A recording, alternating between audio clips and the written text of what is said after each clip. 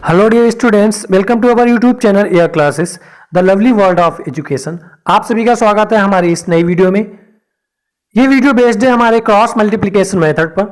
इससे पहले की वीडियोज में हमने आपको बताया था substitution method and elimination method के बारे में, किस तरह से हम उन मेथड से पेयर ऑफ लीनियर इक्वेशन को सॉल्व करते हैं। जिन बच्चों ने वो वीडियोज नहीं देखे हैं जाके चेक कर सकते हैं। अगर आपको ये वीडियो हमारी अच्छी लगी तो प्लीज लाइक कर दीजिएगा और हमारे चैनल को सब्सक्राइब कर लीजिएगा। चलिए स्टूडेंट शुरू करते हैं क्रॉस मल्टीप्लिकेशन मेथड। ओके, हमारी जो पेयर ऑफ लीनियर इक्वेशंस की स्टैंडर्ड फॉर्म्स होती है वो इस तरह से होती है a1x plus b1y plus c1 equal 0 and a2x plus b2y plus c2 equal 0। ठीक है, हम सबसे पहले क्या करेंगे, x बाई एंड 1 को लिख लेंगे। ठीक, फिर क्या करते हैं, इसके जस्ट किनारे की साइड में b1 b2 लिखते हैं, x y के मिडल में c1 c2 लिखते हैं, बाई एंड 1 के मिडल में a1 a2 लिखते हैं, लास्ट में अगेन b1 b2 लिख लेते हैं। ठीक है, जिस तरह से दिखाया गया उस तरह से लिखेंगे हम।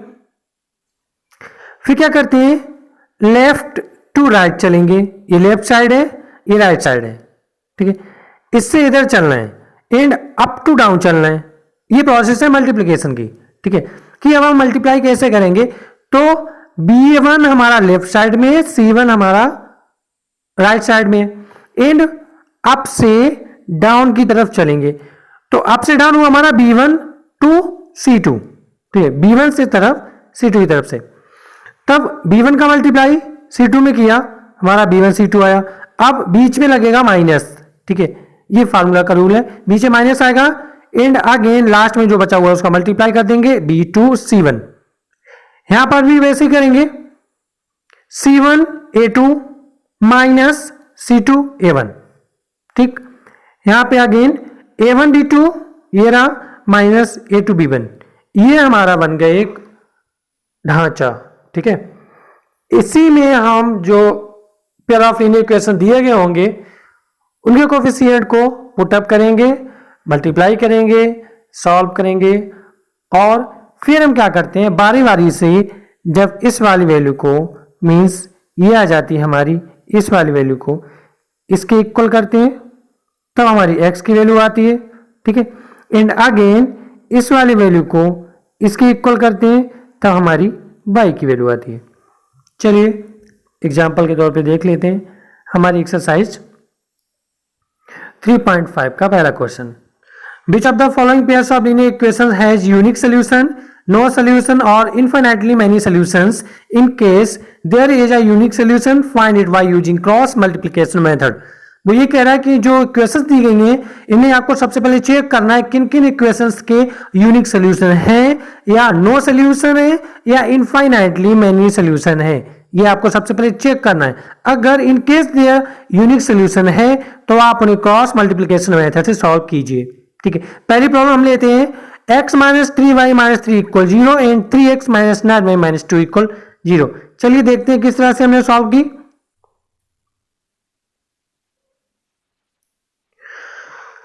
पहला हमारा था x minus 3y minus 3 equal 0, ये रहा।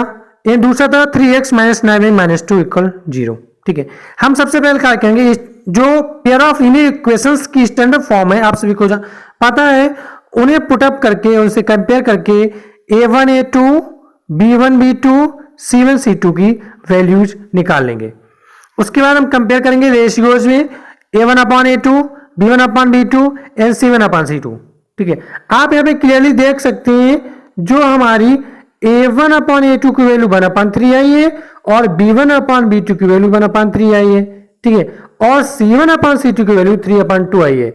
It mean a1 upon a2 equal b1 upon b2 but is not equal c1 upon c2। इसका मतलब क्या हुआ, नो सोल्यूशन होगा, हमारी ये कंडीशन कह रही है। ठीक है, ये कंडीशन होती है नो सोल्यूशन की। जब नो सोल्यूशन हुआ, लाइंस कैसी होंगी, पैरेलल लाइंस होगी, बिकॉज जब वो कट ही नहीं करेंगे किसी पॉइंट पे तो हमारा सोल्यूशन नहीं होगा। चलिए चेक कर लेते हैं फिर भी क्रॉस मल्टीप्लिकेशन मेथड से। पहली बात तो वो यही कह रहा है कि जिनके सॉल्यूशंस हैं, यूनिक सॉल्यूशंस हैं, उन्हीं का आप क्रॉस मल्टीप्लिकेशन मेथड से निकालिए। पहला हमारा क्या है, नो सॉल्यूशन मिला, means system of pair of linear equations inconsistent है वो। ठीक है, चलिए चेक करते हैं। उसी तरह से हम प्रोफार्मा बनाएंगे। जैसे कि सबसे पहले मैं आपको समझाया B1 B2 C1 C2 A1 A2, फिर से B1 B2 की वैल्यू रखेंगे इस तरह से, आप देख सकते हैं। ठीक, हम क्या करेंगे, इस -3 का -2 में मल्टीप्लाई किया, -1 प्लस यानी 3 2 जा 6, पॉजिटिव पर 6 आया। अब 9 का 3 में मल्टीप्लाई होगा, माइनस माइनस प्लस हो जाएगा, 9 3 जा 27, ये माइनस माइनस प्लस हो गया, बट जो फार्मूला का माइनस है वो हमारा यहीं पर रहेगा। ठीक, ये 6 minus 27 means x upon 6 minus 27, ये बन गया। आगे -3 का 3 में किया, -9 आया, -2 का 1 में किया, -2 आएगा, बट जो माइनस फार्मूला वाला है वो मिलके प्लस बना देगा, इसलिए +2 आएगा, means by upon -9 plus 2। Again हम अब क्या करेंगे, 1 का -9 में करेंगे, -9 आया, 3 का -3 में करेंगे, हमारा आएगा -9, बट जो फार्मूला वाला माइनस है वो मिलकर हो जाएगा +9, तो 1 अपान -9 प्लस 9। अब आप यहां पे क्लियरली देख सकते हैं हमारा बना x upon -21 by upon -7 and 1 upon 0। It mean 1 अपान 0 जिसकी वैल्यू होगी इन्फिनिटी। ठीक है, किसी के अपॉन में 0 आ जाए मीन्स 0 से डिवाइड किया जाए तो आंसर आता है infinity undefined. Therefore this pair of linear equation has no solution. चलिए अगले क्वेश्चन की तरफ बढ़ते हैं। क्वेश्चन नंबर 1 का हमारा सेकंड पार्ट है 2x plus y equal 5 and 3x plus 2y equal 8, ये हमारा है। इस प्रॉब्लम को देखते हैं। सबसे पहले तो वही प्रोसेस है कि इनकी स्टैंडर्ड फॉर्म से कंपेयर करके A1 A2 B1 B2 C1 C2 की वैल्यू आप निकाल लीजिएगा। ठीक है, स्टैंडर्ड फॉर्म में नहीं लिखी है, आप लिख लीजिएगा इक्वल 0 करके। ठीक है, उसके बाद रेशियोज को कंपेयर कीजिएगा। A1 अपान A2 हमारा आया 2 अपान 3, B1 अपान B2 हमारा आया 1 अपान 2, C1 अपान C2 आया हमारा 5 अपान 8। आप देख सकते हैं ना। अब आप यहां से देख सकते हैं तो A1 अपान A2 की वैल्यू B1 अपान B2 की वैल्यू के इक्वल नहीं आई है। It mean we can say that A1 upon A2 is not equal B1 upon B2। It mean हमारी कंडीशन कौन सी फॉलो करी है, यूनिक सोल्यूशन। ओके, मतलब सिस्टम कंसिस्टेंट होगा, इसका कोई ना कोई एक सोल्यूशन होगा, मींस यूनिक सोल्यूशन होगा। ठीक, अब हम क्या करेंगे, जब यूनिक सोल्यूशन होगा हमारा तब क्रॉस मल्टीप्लिकेशन मेथड का फॉर्मूला लगाएंगे। ठीक, उसी तरह से क्योंकि A1 अपान जो A1 A2 B1 B2 C1 C2 की वैल्यूज हम फाइंड आउट कर चुके हैं, उसी तरह से हम फॉर्मूला को पुट करेंगे x के upon B1 B2 C1 C2। ठीक है, by upon C1 C2 A1 A2 1 upon A1 A2 B1 B2। ठीक है, उसी तरह से up to down right left to right B1 C2। ठीक है, ये हमने वैल्यूज पुट कर ली। ठीक, ध्यान से देखिएगा, इन वैल्यूज को हमने पुट कर लिया। उसके बाद क्या किया, हमने सॉल्व किया, 1 का -8 में मल्टीप्लाई किया, -8 आया। ठीक है, अब 2 का -5 में करेंगे, -10 आएगा, और जो फार्मूला वाला माइनस है वो माइनस प्लस बन जाएगा, +10 हो जाएगा, मीन्स x अपान -8 प्लस 10। नाउ इसी तरह से y को सॉल्व करेंगे, y अपान -15 प्लस 16 एंड 1 को सॉल्व करेंगे तो 1 अपान 4 -3। अब आगे सॉल्व करेंगे, x अपान 2 बनेगा, y अपान 1 बनेगा, 1 अपान 1 यानी 1 ही रहेगा। अब बारी बारी से क्या करेंगे, इसको हम इक्वल करेंगे इसके, तब हमारी x की वैल्यू आ जाएगी 2 एंड अगेन y अपॉन 1 को इक्वल करेंगे इसके, तब y की वैल्यू आ जाएगी 1। सो द एक्स वाई की वैल्यू हमारी आ गई, x की वैल्यू 2 आ गई, y की वैल्यू 1 आ गई। अगली प्रॉब्लम की तरफ बढ़ते हैं। क्वेश्चन नंबर 2 हमारा है, for which values of a and b does the following pair of in equations have the infinite number of solution. पूछा जा रहा है कि जो ए और बी हैं उनकी क्या वैल्यू होना चाहिए जिसके लिए जो पेयर ऑफ इन इक्वेशन दी गई हैं इनके जो सॉल्यूशंस हैं मैनी इनफाइनाइट हो। तो हम क्या करेंगे, जो मैनी इनफाइनाइट सॉल्यूशंस होने चाहिए किसी पेयर ऑफ इन इक्वेशंस की, उसकी हम कंडीशन लगाएंगे जो हमने कंडीशंस आपको पहले बताई हैं। चलिए देखते हैं। सबसे पहले जो पेयर ऑफ लीनियर इक्वेशन दी गई थी हमारी, ये 2x प्लस 3y इक्वल 7। हमने क्या किया, इनको स्टैंडर्ड फॉर्म में चेंज कर लिया, मीन्स उधर 7 था, इधर 7 लिया, इक्वल 0 कर लिया। उसी तरह इसको भी करेंगे, इक्वल 0 कर लेंगे। आप ध्यान से देख सकते हैं, ठीक है। ये रहा हमारा सेकेंड इक्वेशन। अब हम फिर से वही करेंगे, इन्हें कंपेयर करेंगे तो a1 a2 की वैल्यू आ गई, ये a1 की 2, a2 की a minus 3, b1 b2, b1 की 3, b2 की a plus b, c1 c2, c1 की माइनस 7, c2 को माइनस ब्रैकेट में 3a प्लस b माइनस 2, ठीक है। इन सभी की वैल्यूज निकाल ली। उसके बाद क्या किया, हमने कंपेयर किया रेशियोज का, क्योंकि कंडीशन हमारी दे रखी है कि इस पेयर ऑफ लीनियर इक्वेशन के मैनी इनफाइनाइट सॉल्यूशन हो। तो मैनी इनफाइनाइट सॉल्यूशन किस कंडीशन में होते हैं, वो हमारा होता है a1 upon a2 equal b1 upon b2 equal c1 upon c2, ये कंडीशन होती है। अब हम क्या करेंगे, इसमें वैल्यूज पुट कर देंगे। ये रहा हमारा a1 upon a2 equal b1 upon b2 equal c1 upon c2, values put कर दी। अब हम क्या करेंगे, ये जो दो हैं इन्हें हम बराबर करेंगे आपस में। ये रहे 2 upon a minus v equal 3 upon a plus v। अब कुछ बच्चे क्या करते हैं, वही क्रॉस मल्टीप्लिकेशन वाला रूल यहां पे भी लगाते हैं, इसको इसके किया इक्वल एंड अगेन इसको इसके किया इक्वल, तब हमारा सॉल्यूशन नहीं आएगा। आप ध्यान रखिएगा, तब हमारा वही बताएगा कि मैंने infinite solutions mean A V की वैल्यू आप नहीं निकाल सकते, दोनों इक्वेशन सेम बन जाएंगी। अगर आपने इसको इक्वल इसके किया एंड अगर इसको भी इक्वल इसके किया, आप करके देखिएगा, नहीं आएगा। वो सिर्फ एक्स वाई के सोल्यूशन के लिए जब क्रॉस मल्टीप्लिकेशन मेथड लगाते हैं उसी में अप्लाई होता है। यहां पर क्या होता है, इस दोनों को इक्वल कीजिए एंड अगेन इन दोनों को इक्वल कीजिए, ठीक है। चलिए जब हमने इन दोनों को इक्वल किया, ये रहा हमारा, तब हमारी इक्वेशन बनी इस तरह से a minus 5 equal 0, first equation बनी। जब हमने इन दोनों को इक्वल किया तो हमारी ये इक्वेशन बनेगी इस तरह से a minus 9b equal minus 4। इन दोनों को जो हम सॉल्व करेंगे किसी मेथड से, ठीक है, बाय सब्स्टिट्यूशन या एलिमिनेशन, तो हमारी v की वैल्यू आ जाएगी 1 एंड a की वैल्यू आ जाएगी 5। नाउ a एंड v की वैल्यू आ जाएगी 5 एंड 1। चलिए क्वेश्चन नंबर 2 का सेकंड पार्ट है, for which value of k will be the following pair of linear equations have no solution.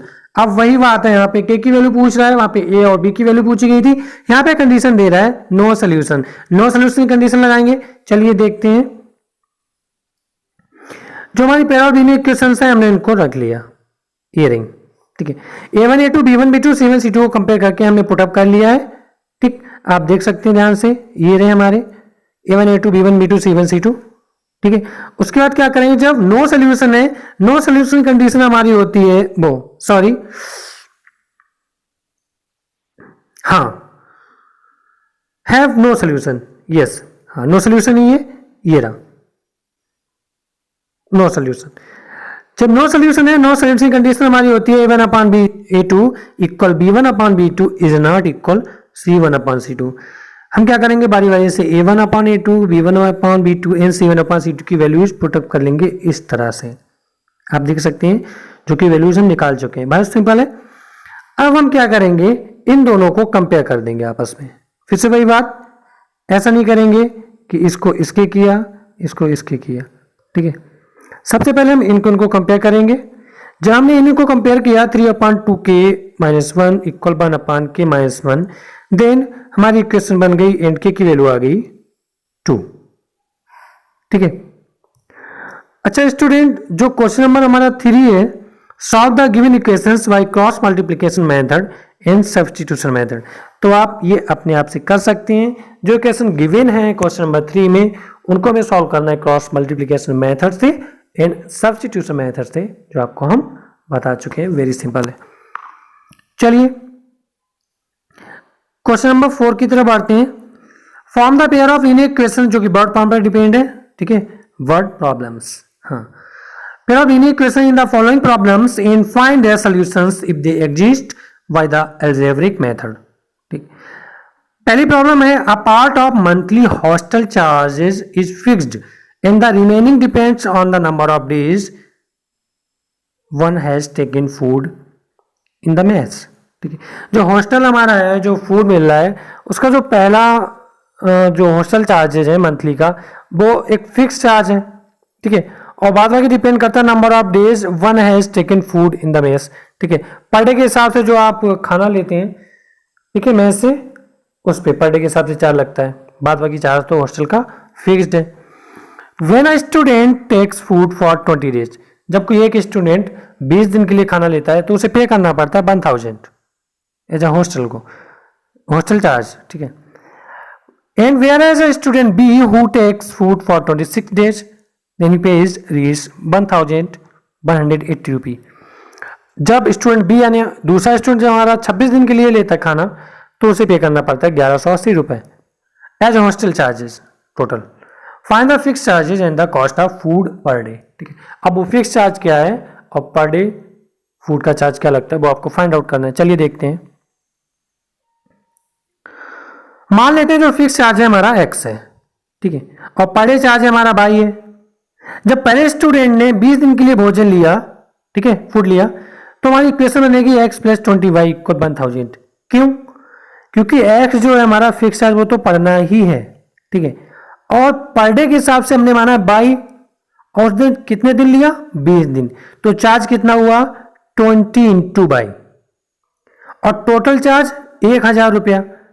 तो fix charge plus per day charge equal मिला के हमारा 1000 हुआ ना, तो x प्लस 20y इक्वल 1000। इस तरह से पहली इक्वेशन बनी। और जो दूसरा स्टूडेंट था हमारा, उसने 26 डेज के लिए लिया, तो उस पर जो फिक्स चार्ज है x तो लगना ही है, और पर डे के हिसाब से हमने माना हुआ है बाई, तो 26 डेज का हो गया हमारा 26y, और टोटल चार्ज उसने दिया 1180 रुपया। तो टोटल का मतलब fix charge plus per day charge equal 1180 रुपये, ठीक है। इक्वेशन नंबर हमारी 2 बन गई। इस तरह से इक्वेशन फॉर्म हो गई। फ्रेंड्स, वर्ड प्रॉब्लम में क्या होता है, हमें इक्वेशन फॉर्म करनी होती है, ठीक है। अगर इक्वेशन हमने सही फॉर्म कर ली तो हमारी जो एक्स वाई की वैल्यूज है बहुत आसानी से आ जाएंगी।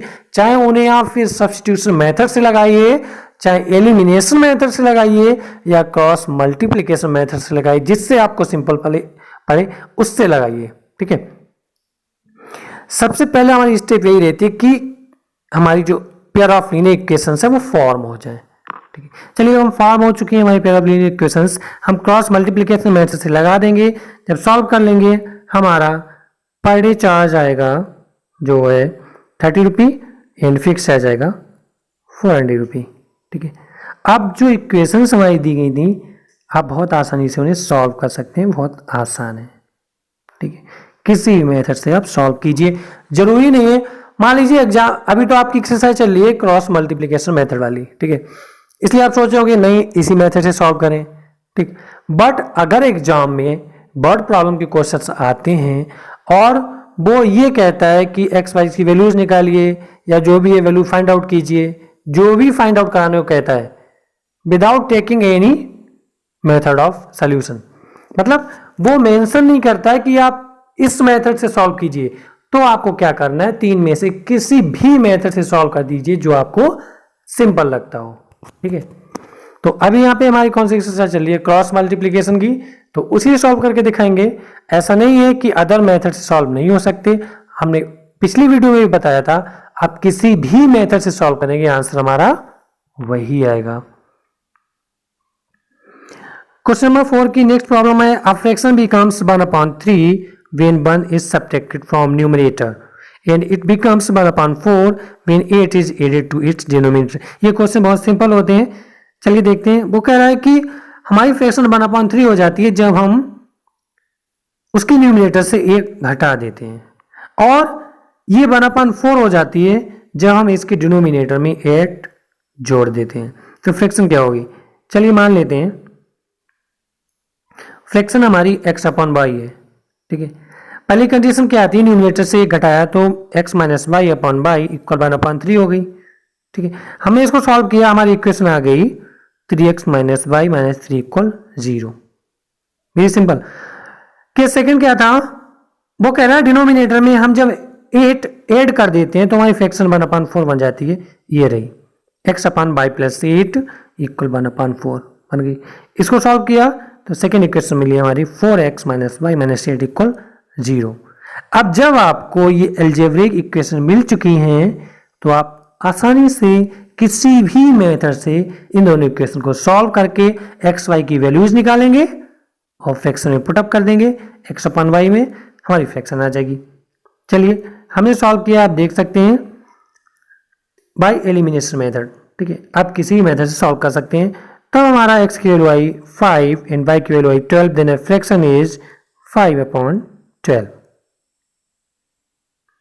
आगे बढ़ते हैं।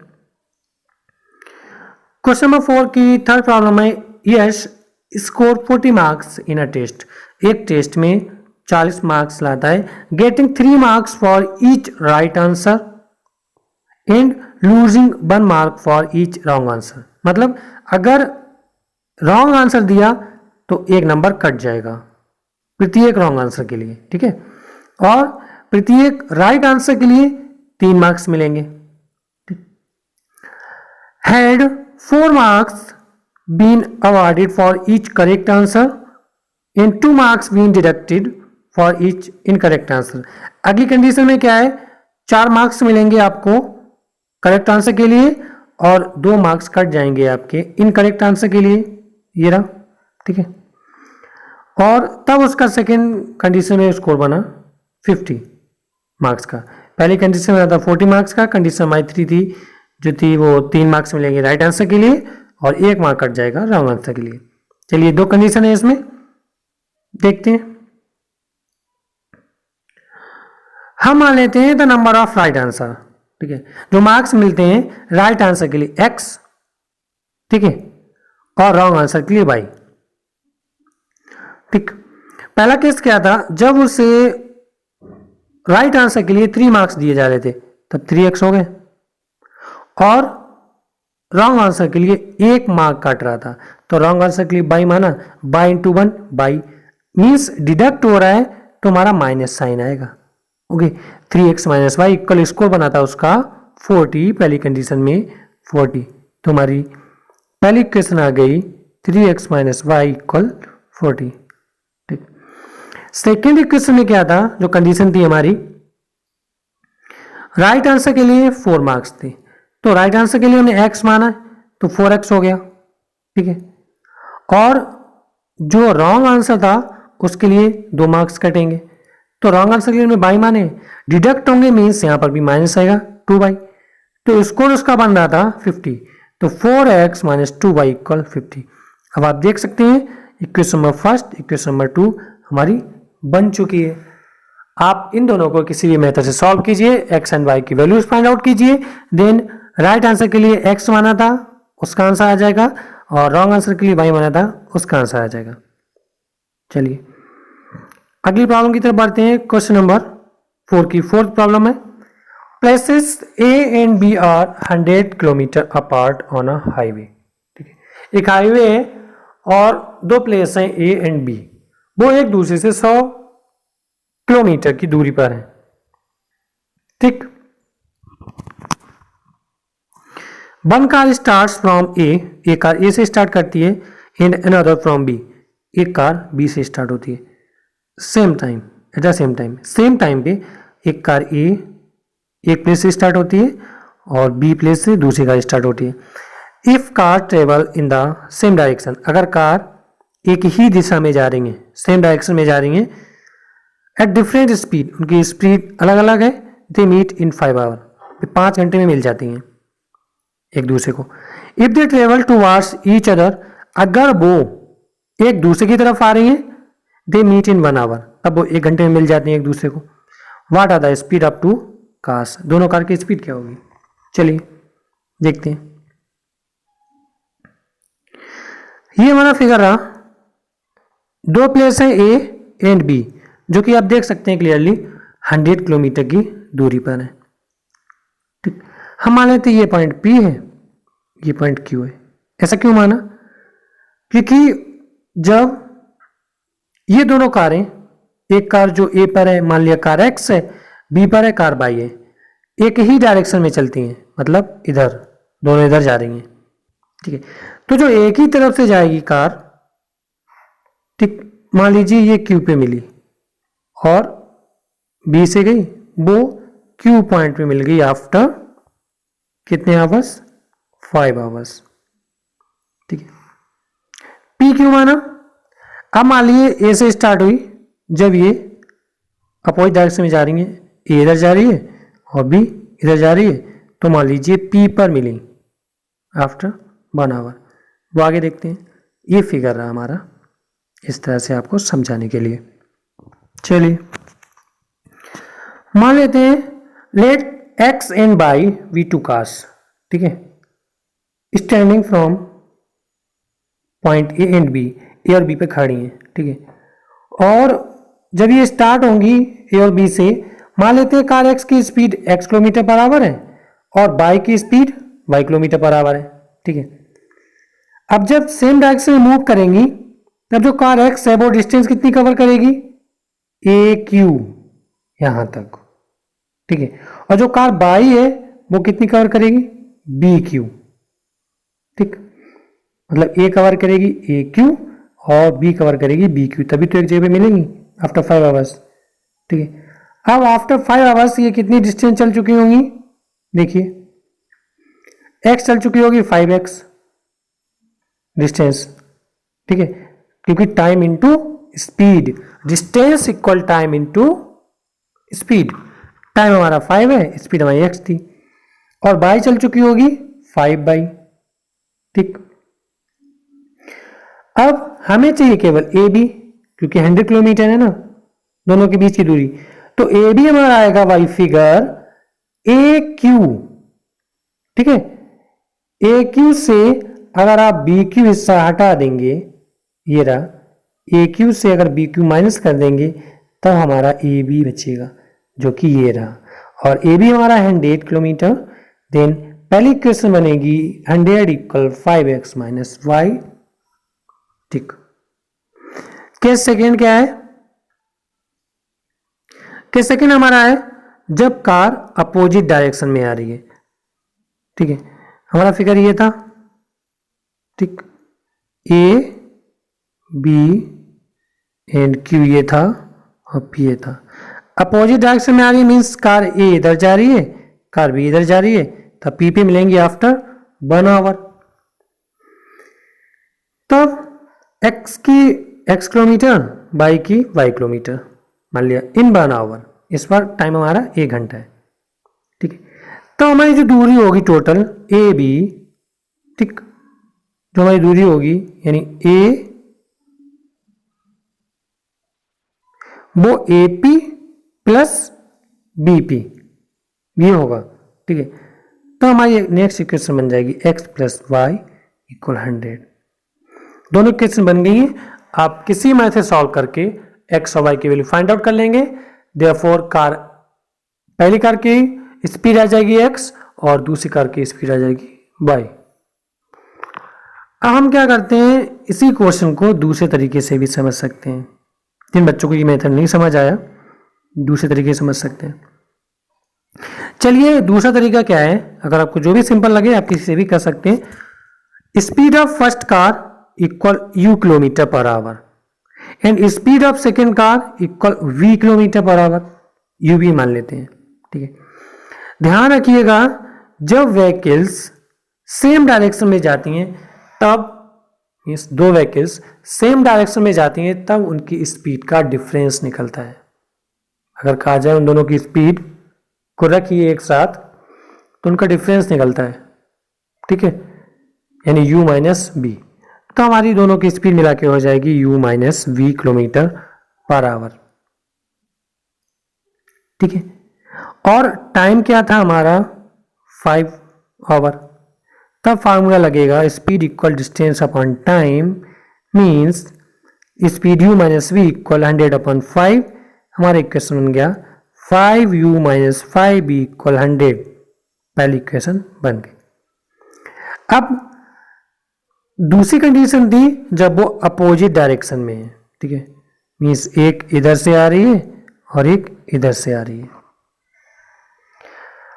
जब दो व्हीकल्स अपोजिट डायरेक्शन में आती हैं, तब उनकी स्पीड ऐड हो जाती है। ऐसा क्यों होता है?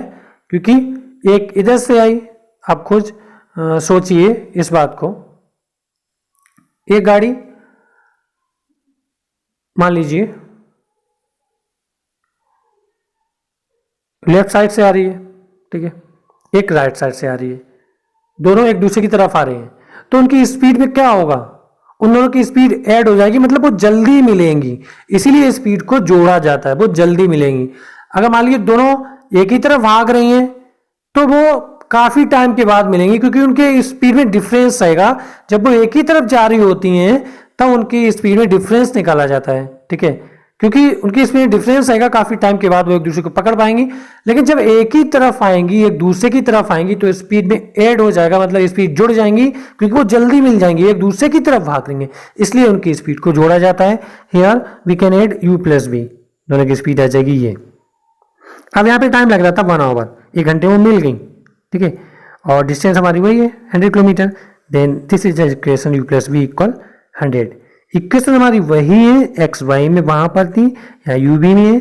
आपको ये मेथड सिंपल लगे आप ये लगा लीजिएगा, बहुत सिंपल लगे वो लगा लीजिएगा। चलिए लास्ट प्रॉब्लम की तरफ बढ़ते हैं। The area of rectangle gets reduced by 9 square units. एक रेक्टेंगल है, उसका एरिया 9 स्क्वायर यूनिट घट जाता है if its length is reduce by 5 unit and breadth is increase by 3 unit. अगर उसकी लेंथ घटा दी जाए 5 और ब्रेथ यानी चौड़ाई बढ़ा दी जाए 3 unit. If you increase the length by 3 unit, अगर हम उसकी लेंथ 3 यूनिट बढ़ा देते हैं और ब्रेथ यानी चौड़ाई 2 यूनिट बढ़ा देते हैं, the area increase by 67 square unit, तब उसका एरिया बढ़ जाता है। चलिए किस तरह से, हम मान लेते हैं जो रेक्टेंगल की लेंथ है वो x यूनिट है, ठीक है, और ब्रेथ है वो y यूनिट है, तब उसका एरिया क्या होगा, l इंटू वी यानी x इंटू वाई। पहला केस क्या है, उसकी लेंथ 5 यूनिट कम की जाती है, रिड्यूस की जाती है, मीन्स x माइनस 5, एंड उसकी ब्रेथ 3 यूनिट बढ़ाई जाती है, देन बाई प्लस 3, तब उसका एरिया कम हो जाता है 9 यूनिट, माने एक्स वाई माइनस 9, क्योंकि एक्स वाई हमारा क्या था एरिया, उससे 9 कम हो गया, ठीक है। अब जो न्यू डायमेंशंस आएंगे उनका मल्टीप्लाई करेंगे तभी तो एरिया की इक्वल होगा। Then X minus 5 into Y plus 3 equal X Y minus 9। Then अंदर मल्टीप्लाई करेंगे, फाइनली हमारी इक्वेशन 1 बनेगी 3x minus 5 by minus 6 equal 0। Case second क्या था, उसकी जो लेंथ है वो 3 यूनिट बढ़ाई जाती है और ब्रेथ 2 यूनिट बढ़ाई जाती है। जब दोनों का मल्टीप्लाई करेंगे तो उसका एरिया बनेगा, और एरिया इस टाइम बढ़ जाता है 67 यूनिट, मीन्स ऐड हो जाएगा। फाइनली जब हम इक्वेशन को सॉल्व करेंगे हमारी सेकेंड इक्वेशन बनेगी 2x plus 3y minus 61 equal 0। अब आप क्या करेंगे, अच्छे से जानते हैं, इन दोनों इक्वेशंस को किसी भी मेथड से सॉल्व कीजिएगा, सब्स्टिट्यूशन या एलिमिनेशन या क्रॉस मल्टीप्लिकेशन, जो आपको सिंपल लगे, और एक्स वाई की वैल्यूज आ जाएंगी, मींस जो पूछा गया है रेक्टेंगल की डायमेंशंस फाइंड आउट कीजिए, आपको आ जाएंगी। I hope all of you will understand these problems. अगर फिर भी आपके कोई डाउट्स हैं देन आप वीडियो के डिस्क्रिप्शन बॉक्स में जाकर आप या तो कमेंट सेक्शन में लिख सकते हैं, या हमारे डिस्क्रिप्शन बॉक्स में जाकर टेलीग्राम ग्रुप से जुड़ के वहाँ पे अपनी प्रॉब्लम पुट अप कर सकते हैं, आपकी प्रॉब्लम सॉल्व की जाएगी। If you like this video then please share, comment and subscribe my channel. Thank you so much. Thank you for watching video. Thanks again.